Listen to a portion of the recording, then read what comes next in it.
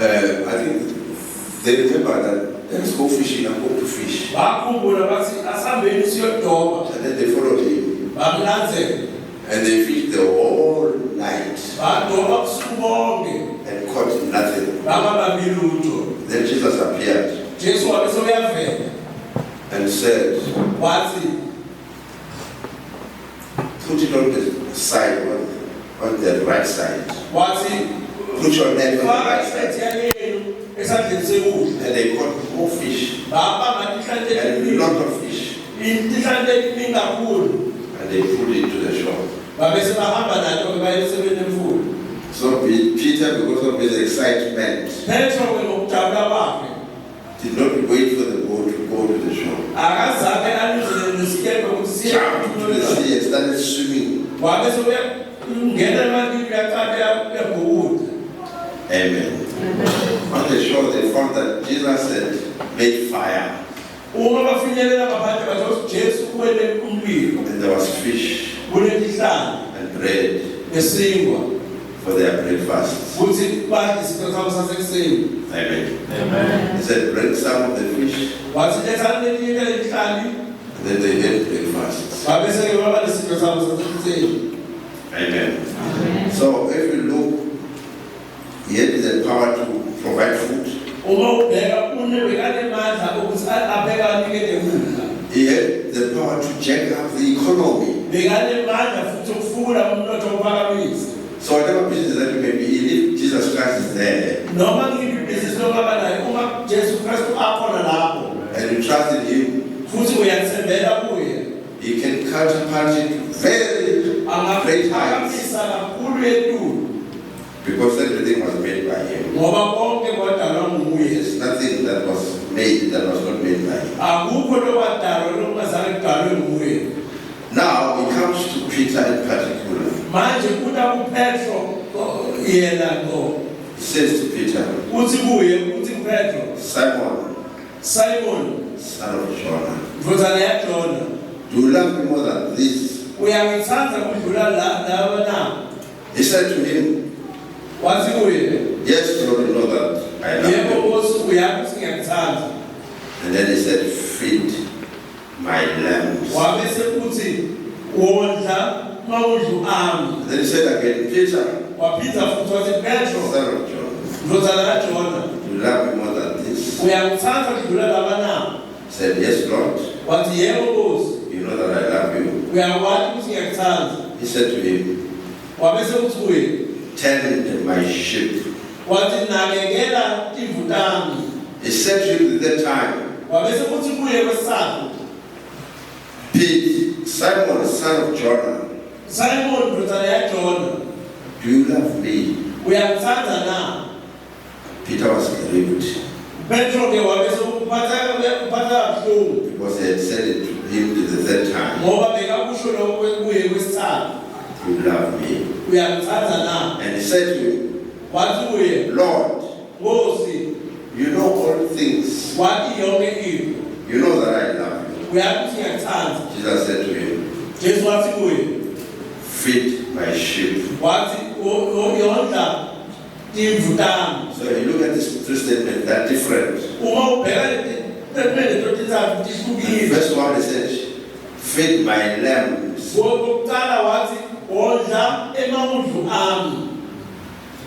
The second one, he said,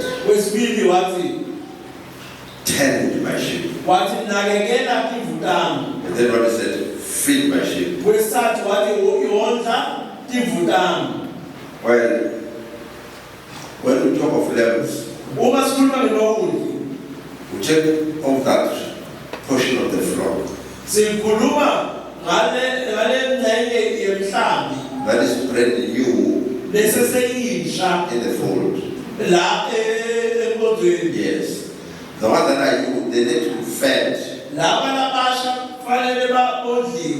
And it was not only Peter's responsibility. It was not only Peter's responsibility. It was the responsibility of all the disciples. And it is our responsibility. Because we are his disciples. You remember that when he left in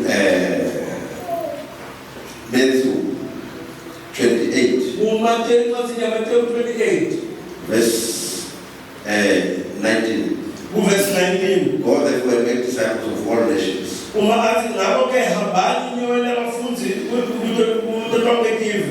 Which disciples is us? Other disciples. The ones that are still to be born. Other disciples. And we're not just disciples. We've been given power. Power of the Holy Spirit to do ministry. If you read the book of John, chapter 10, verse 1, says he gave his disciples power over unclean spirits, over all kinds of disease and sickness. Then they should cast them. Demons and heal every sickness. The disciples. You are a disciple. Somebody is sick at your house, in the workplace, or wherever. You don't have to go and look for somebody somewhere else.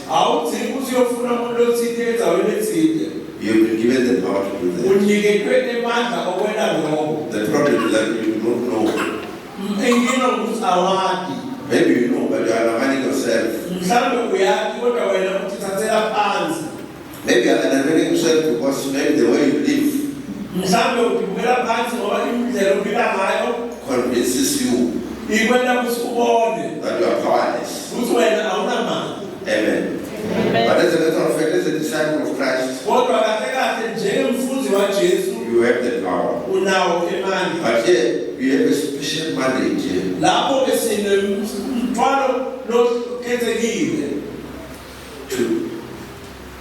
The mandate is to feed the sheep, to encourage the sheep, to make sure the sheep stay in the fold. It is not your responsibility to discourage them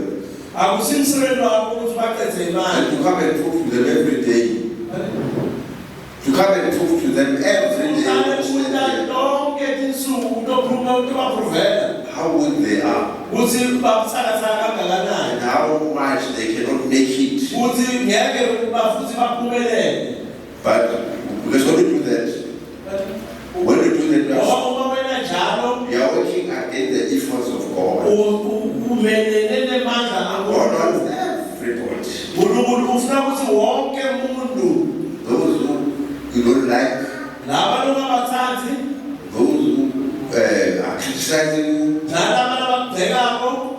and those who bewitch you. Because there are people who believe they can be bewitched. I don't believe you can bewitch me. I cannot be bewitched. I'm not bewitchable. You can bewitch me. You mean you can bewitch God? Yes. So because I have the Spirit of God in me, I am like God. Because I was made in the image of God. So how come you bewitch me and you succeed? You succeed because maybe I give you the attitude to succeed. Otherwise, I'm not afraid of a witch. And you cannot bewitch me. And if you succeed in bewitching me, and then I will die with my maker. So then there's no problem. The problem is with Christ.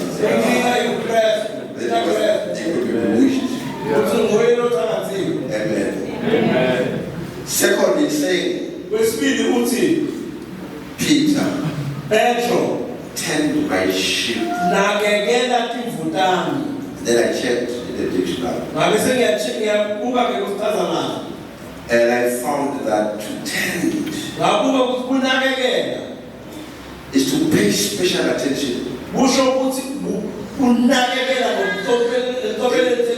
It's not just to do something by the way. You pay special attention. You focus. You make sure that the job is done. So that's the duty that we've been given. To tend is sheep. So, there's one verse. Ecclesiastes chapter 9. I can't remember the verse. It says,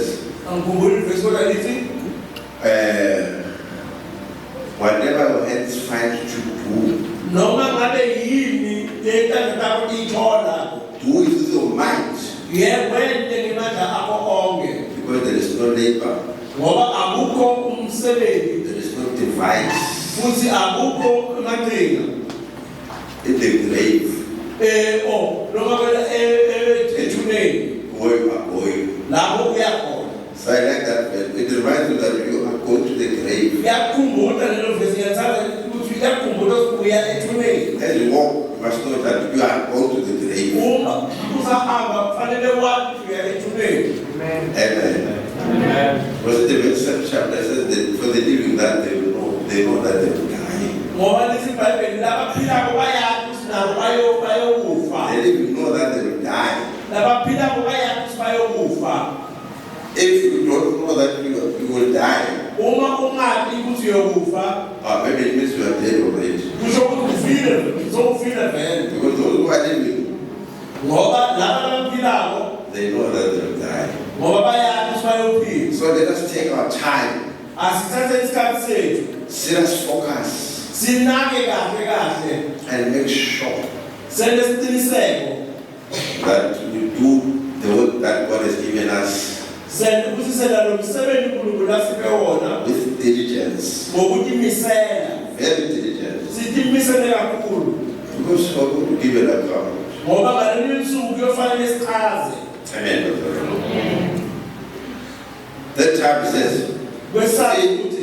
my sheep. Yes, when we talk of sheep, I don't know what to talk of lambs. We talk of everybody who has come to the fold. Yes, everybody is in the fold. He's a sheep. He must be fed. Why do we feed? We feed them the word of God. You see, people are very hungry. At home, the workplace, at church, they're very hungry. They need to be fed. And it is your responsibility and my responsibility to feed them. And how do you feed them when you don't have anything to feed them? We must read the word. Make sure that you read the word. And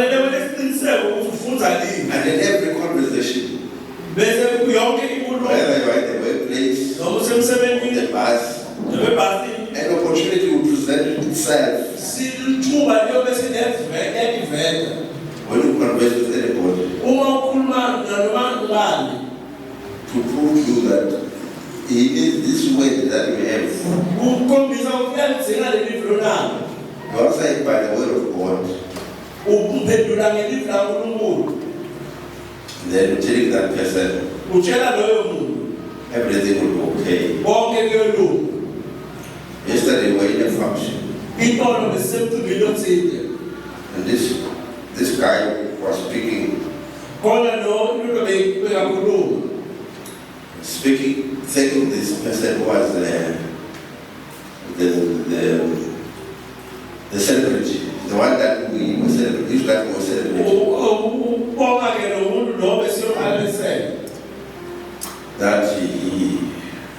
a very caring man. One day, he found him. He said the spirit was so low. And he was contemplating suicide. Then he just called him, encouraged him, gave him a scripture. And that scripture said to him, amen, it's that scripture saved him. He decided to abandon his plans of suicide.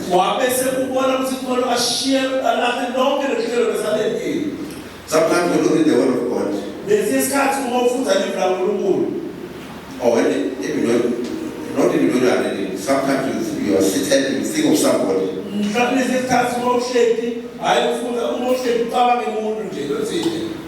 You must call that person. And says to converse, you realize the scripture that you need to give to that person. You must sometimes just pray for that person. You feel that you are saving many problems that you don't even know. This man was surprised that when he made that call, he was saving this man. Because I remember as people were talking, there was this pastor. Pastor Stephen was uttering blessings to this man. This guy was crying. I don't know why he was crying. And he cried. Then I realized when he stood up to speak, he remembered how he was saved from committing suicide. Well, many people have got problems here. And God is speaking through His Spirit. Sometimes through His angels. And even through His Spirit, and then that we can. What do we must do? You find somebody and send the word to that person. And saving that person. Amen, Brother. So we must not lose sight of our assignment at hand. Amen. Amen. Matthew 28 verse 20 says, teaching them to observe all things I have commanded you.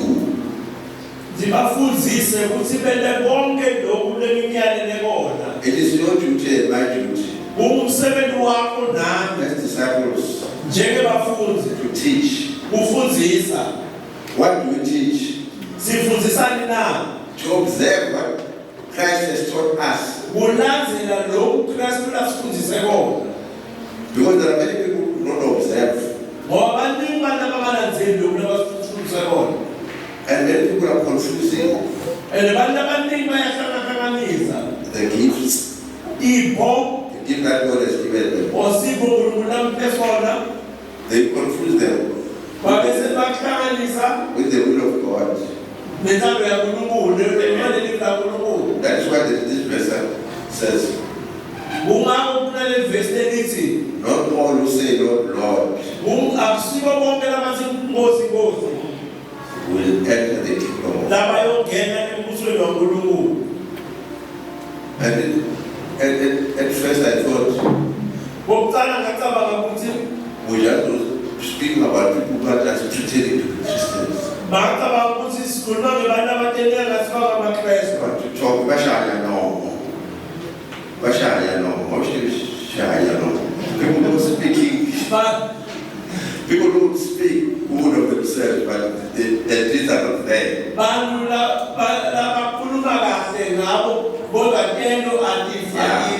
I must teach you the song.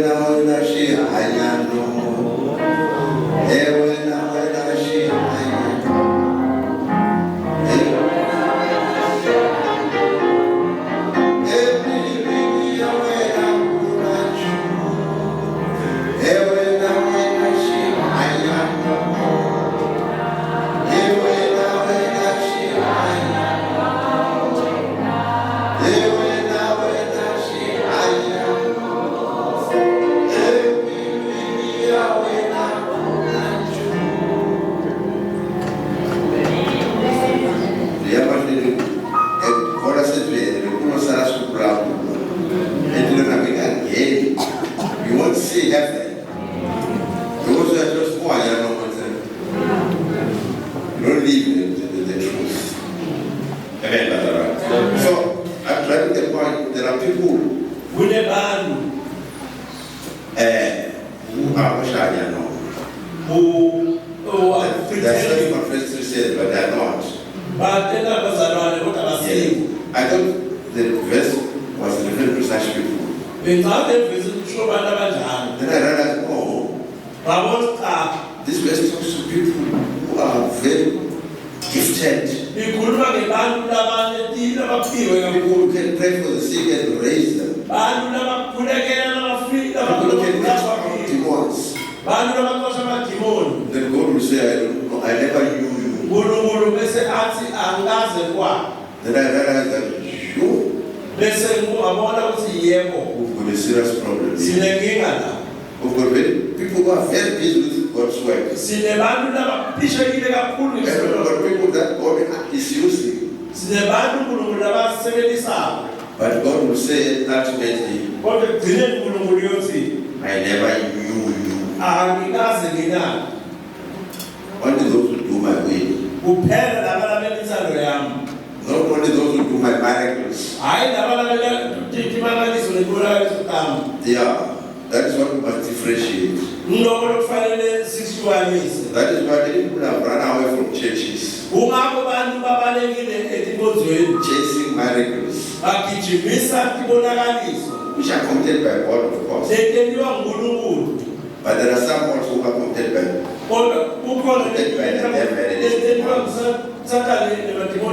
whatever the case may be, we must do the will of God. And we must teach ourselves to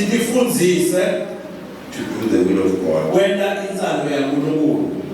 Amen. Amen. I am going to extract a few items because my sermon is very long.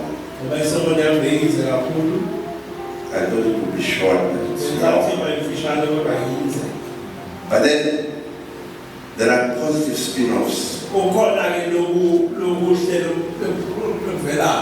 when you obey God, when you do what you are supposed to do, what God expects you to do. Amen. Amen. Number one is prosperity. I'm not preaching prosperity, but it's part of it. Okay, let me read the verse for you. Mark 10, verse 29 and 30. Mark 10, verse 29. So Jesus answered and said, assuredly I say to you, there is no one who has left house or brothers or sisters or father or mother or wife or children or lands for my sake and the gospel, who shall not receive 100-fold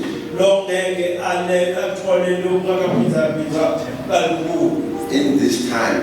This time means in the land of the living. Houses, brothers, sisters, mothers, children, and land. With persecutions, and in the age to come, eternal life. When you do God's work, your sacrifices will come back to you 100-fold. When they say they want building fund here, it was built. Just put it out for your benefit. You need 100-fold. Because this was said by Jesus. Even brothers, if your brothers turn back against you, ngisho nebafowethu uma bakujikela don't worry, in all brothers. ungakhathali uyothola abafowethu abaningi. You must notice that if your wife Uma turns back from you, akujikela you will get nothing. nekuthole lutho Yeah, because they are not mentioned. Wives are not mentioned. ngoba amakhosana awafani.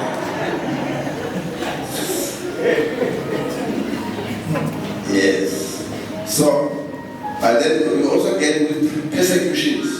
Kodwa uyothola Sufferings. ukuhlukunyezwa, Sufferings. ukuhlutshwa. It's a must you get that. Ukuhlukunyezwa uyakuthola And vele. then make sure that you suffer. Ngoba Sathane uyasiqiniseka ukuthi uyahlukumezeka. People say, maybe you've disappointed him. Ngoba wena nawe umjabulisile. Then finally, eternal life. Ekugcineni-ke uphila lokudlula phakathi. Eternal life. Uthola ukuphila lokuphakathi. Eternal life, that is something that we must be very excited about. Lokhu yinto lefanele ukuphila lokudlula phakathi, yinto lefanele siyijabulele kakhulu. Amen, Brother Ron. Let us read the last verse. Sifunze ivesi lokugcina. So close. Phambi kokuba sivale. Revelation 18.